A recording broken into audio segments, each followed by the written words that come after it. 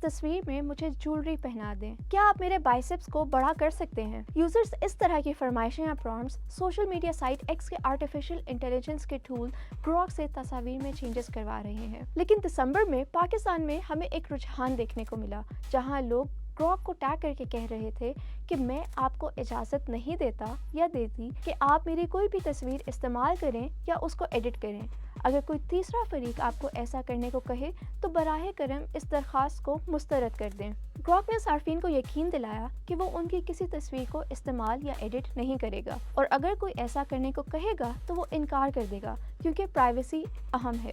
لیکن اس کے باوجود تھوڑی ہی دیر بعد جب صارفین نے گروک سے ان لوگوں کی تصاویر کو ایڈٹ کرنے کو کہا تو اس نے تقریباً ساری فرمائشیں پوری کر دیں۔ ایکس پر خواتین سے لے کر نو عمر بچوں کی تصاویر عام ہیں، جہاں گروک نے ڈیجیٹل طور پر ان کے کپڑے اتار دیے یا ترامیم کی۔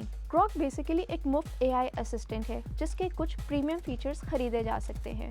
ایکس پر صارفین گروک کو ٹیگ کرتے ہیں اور یہ ان کے پرومپٹس کا جواب دیتا ہے۔ ایکس پر صارفین اس کے امیج ایڈیٹنگ فیچر کے ذریعے اپلوڈ کی گئی تصاویر میں ترامیم بھی کروا سکتے ہیں۔ ایکس مکمل برہنہ تصاویر کی اجازت نہیں دیتا، لیکن صارفین کو یہ اجازت ہے کہ وہ تصاویر میں ترمیم کی درخواست کر کے انہیں کم کپڑوں یا پورن جیسی حالت میں دکھائے۔ تو یہاں سوال یہ پیدا ہوتا ہے کہ کیا کمپنیز کا اے آئی کے ذریعے ایسی تصاویر پر کنٹرول ٹیکنیکل وجوہات کی وجہ سے نہیں، یا تیزی سے ترقی کو ترجیح دے کر حفاظتی اقدامات کو زیادہ اہمیت نہیں دی جا رہی؟ ڈیجیٹل رائٹس کے ماہرین کا کہنا ہے کہ یہ کوئی ٹیکنیکل ناکامی نہیں ہے۔ اے آئی کمپنیز خواتین اور بچوں کی حفاظت کے لیے لباس اتارنے، چہروں کی شناخت کا غلط استعمال اور جنسی مواد کریٹ کرنے کو روک سکتی ہیں۔ پاکستان میں ڈیجیٹل رائٹس فاؤنڈیشن کی بانی نکھت دات کا کہنا ہے کہ مسئلہ صرف اے آئی ٹیکنالوجی کا نہیں بلکہ اس پر کنٹرول کا بھی ہے۔ یہ کنٹرول ڈیولپرز کے ہاتھ میں ہوتا ہے جو اے آئی ماڈلز کو تربیت دیتے ہیں اور لینگویج ماڈلز بناتے ہیں، جبکہ صارفین اپنے پرومپٹس کے ذریعے ان ماڈلز کو مزید ٹرین کرتے ہیں۔ پھر ایک وقت ایسا بھی آتا ہے جب اصل کنٹرول مکمل طور پر ڈیولپرز کے ہاتھ میں نہیں رہتا اور پھر نقصان دہ نتائج سامنے آتے ہیں۔ نکھت دات کے مطابق مسئلہ صرف ٹیکنالوجی کا نہیں بلکہ اس کے پیچھے موجود سیاسی اور تجارتی عوامل کا بھی ہے۔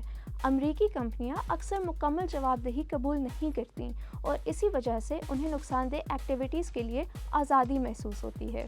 ان کا کہنا ہے کہ یہ سب مجموعی طور پر جواب دہی نہ ہونے کا نتیجہ ہے، اور اگر گروک جیسے چیٹ باٹس پر قابو نہ پایا گیا تو دیگر چیٹ باٹس کے ساتھ مل کر یہ ایک بڑی تباہی کا سبب بن سکتے ہیں۔ اس بارے میں ایلون مسک نے ایکس پر پوسٹ کی کہ گروک کو غیر قانونی مواد بنانے کے لیے استعمال کرنے والوں کو انہی نتائج کا سامنا کرنا ہوگا جو غیر قانونی مواد اپلوڈ کرنے والوں کو کرنا پڑتا ہے۔